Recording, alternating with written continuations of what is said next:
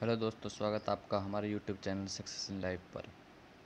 तो आज हम आपको बताने जा रहे हैं 4/17 यानी कि स्टैटिस्टिकल असिस्टेंट की पोस्ट कोड के बारे में।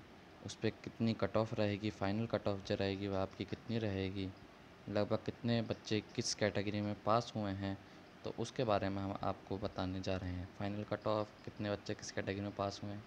तो हमें करीब 129 कैंडिडेट्स का डाटा प्राप्त हुआ था, जिसके अकॉर्डिंग हमने पता लगाया कि जो 47 बच्चे थे वो अपनी ही कैटेगरी में यानी कि जनरल में पास आउट थे। उसके बाद में कितने 14 + 12 कितने हुए 26 बच्चे जो थे वह ओबीसी कैटेगरी में पास थे। ठीक है। उसके बाद 7 और 18 यानी कि 25 बच्चे जो थे एससी कैटेगरी के थे, और जो एक और 31 कैंडिडेट जो थे वो किसके एसटी कैटेगरी में पास आउट थे। लेकिन मैंने ये यहाँ पर क्यों लिखे हैं, क्योंकि इतने कैंडिडेट्स के जो मार्क्स थे वह अपनी कैटेगरी से ऊपर थे और वो जनरल में जा रहे थे। तो डीएसएसबी में इस तरह से इनकी कट ऑफ निकाली जाती है कि वह जनरल में पहुँचें। तो इस हिसाब से कितने कैंडिडेट्स हुए, यहाँ पर हुए 69 कैंडिडेट्स, यहाँ पर 12 कैंडिडेट्स, यहाँ पर 18 कैंडिडेट्स और यहाँ 30 कैंडिडेट्स। ठीक है। लेकिन वैकेंसी जो थी, वैकेंसी कितनी थी, वह थी जनरल की 79, वहीं ओबीसी की थी 100, एसटी की थी 46, एससी की 46 और किसकी एसटी की थी 35। तो उन्हीं में पीएच कैटेगरी वगैरह की जो वैकेंसीज थी वह सभी इन्वॉल्व थी। ठीक है। तो करीब करीब 10 जो पोस्ट थी उन पे सीट खाली रहेगी, क्योंकि पीएच कैटेगरी के कुछ कैंडिडेट्स क्वालिफाई नहीं कर पाए थे, तो वह सीट्स खाली रहने का अनुमान है। तो हमने जो अनुमान लगाया है, जनरल कैटेगरी में जो कैंडिडेट पास हुए हैं लगभग जो है 69 कैंडिडेट्स हैं। 79 जो यहाँ पर पोस्ट थी उसके दुगने लिए गए हैं, क्योंकि यहाँ पर कट ऑफ जो थी वो 84.75 थी। तो दुगने करीब यहाँ पर कैंडिडेट लिए गए हैं, यानी कि 170 से 180 के करीब यहाँ कैंडिडेट्स को सेलेक्ट करा गया है। तो 170 कैंडिडेट्स को यहाँ सेलेक्ट कर लिया है। ठीक है। उसी हिसाब से हमने जो ओबीसी में अंदाज़ा लगाया वह था 125 कैंडिडेट्स का, कि 125 कैंडिडेट्स पास हुए हैं, जिनमें से कुछ कैंडिडेट्स जनरल कैटेगरी में पास आउट हो चुके हैं। ओबीसी कैटेगरी के थे लेकिन वो जनरल को क्वालिफाई कर चुके हैं। उसी प्रकार एससी कैटेगरी का हमने अंदाज़ा लगाया कि 46 पोस्ट थी, लेकिन वहाँ 55 कैंडिडेट्स जो हैं वो क्वालिफाई कर चुके हैं। उसी प्रकार एसटी का जो अंदाज़ा निकल के आया है वह 35 पोस्ट्स का आया है। वहाँ 35 जो कैंडिडेट्स हैं वो पास आउट कर चुके हैं जो कट ऑफ आई है। ठीक है।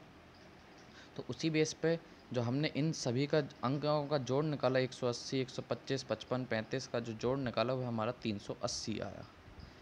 और जो डीएसएसबी के एडवर्टाइजमेंट में यानी कि कट ऑफ निकाली थी ई डोजर से पहले वाली, तो उसमें 381 कैंडिडेट्स उन्होंने क्वालिफाई बताए थे, और हमारे अनुसार 380 के करीब कैंडिडेट्स इस तरह से क्वालिफाई होकर निकले हैं अलग अलग कैटेगरी के।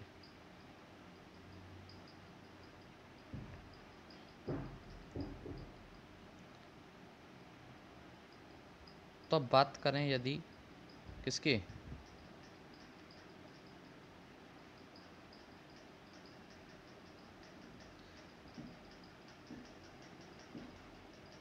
तो यदि बात करें फाइनल कट ऑफ की, तो फाइनल कट ऑफ कितनी जाने वाली है। तो हमने जनरल की जो कट ऑफ 84.75 के करीब थी, समथिंग थी, तो उसका हमने अंदाज़ा लगाया कि इतने कैंडिडेट्स क्वालिफाई हैं, तो उस हिसाब से जो जनरल की कट ऑफ हाई जानी चाहिए वो 84 से बढ़कर 95 के करीब पहुंचने की आसार हैं, कि 95 जो है कट ऑफ पहुंच सकती है जनरल की। वहीं आगे देखें तो ओबीसी की जो कट ऑफ थी वह लगभग 70 थी, और 70 का मतलब है कि ओबीसी की कट ऑफ में कोई उछाल देखने को नहीं मिलेगा। ज़्यादा से ज़्यादा एक नंबर का उछाल देखने को मिल सकता है, लेकिन इससे ज़्यादा आपको उछाल देखने को नहीं मिलेगा। सबसे ज़्यादा उछाल जो मिलेगा आपको देखने के लिए वो है जनरल की कैटेगरी में मिल सकता है। अप्रोक्स 93 से लेकर 95 मार्क्स तक जो है यहाँ पर उछाल आ सकता है। ठीक है।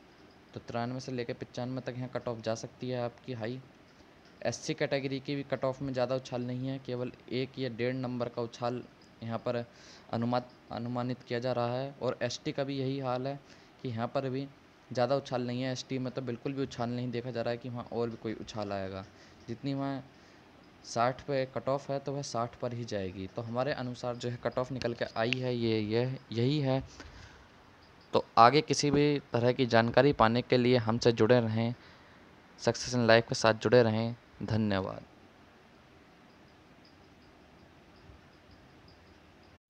और हाँ, यदि बात करें इसके रिजल्ट की कि इसका फाइनल रिजल्ट कब आएगा, अब जैसा कि आप जानते हैं कि आपके ई डिजिट्स तो आपने सबमिट कर दिए हैं, लेकिन अब आप अपने किसका रिज़ल्ट का इंतज़ार कर रहे हैं कि फ़ाइनल रिज़ल्ट कब तक आएगा। तो मैं बता दूं, यह जो नोटिस था यह 16/3/2020 को जो आपका रिज़ल्ट आया था, आप देख सकते हैं। तो उसके बाद में कब से कब तक आपके ई डिजिट्स मंगाए गए थे, वह थे 18/3/2020 से लेकर 1/4/2020 तक।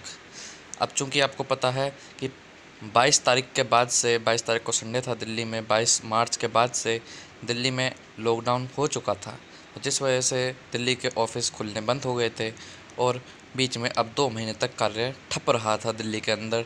तो इस वजह से आपका रिज़ल्ट और देर हो चुका है। मैं आपको यह बात बता दूं कि जो रिज़ल्ट डिक्लेयर होता है, फाइनल रिज़ल्ट जो डिक्लेयर होता है, आमतौर पर वह 3 से 4 महीने लगा देता है। वह डिपेंड करता है उसके कितने सारे कैंडिडेट्स उस पोस्ट पर सेलेक्ट हुए हैं, कितनों का ई डीजिट्स को वेरीफाई करना है, प्रिलिमिनरी जो डॉक्यूमेंट वेरिफिकेशन करना है डीएसएसबी को, उसके ऊपर डिपेंड करता है। जगह जगह से जो क्लैरिफिकेशंस होते हैं आपकी मार्कशीट्स को लेकर, आपके डॉक्यूमेंट्स को लेकर, वह मंगाए जाते हैं डीएसएसबी के द्वारा। तो उस सभी के प्रोसीजर में मिनिमम 3 से 4 महीने का वक्त लगता है।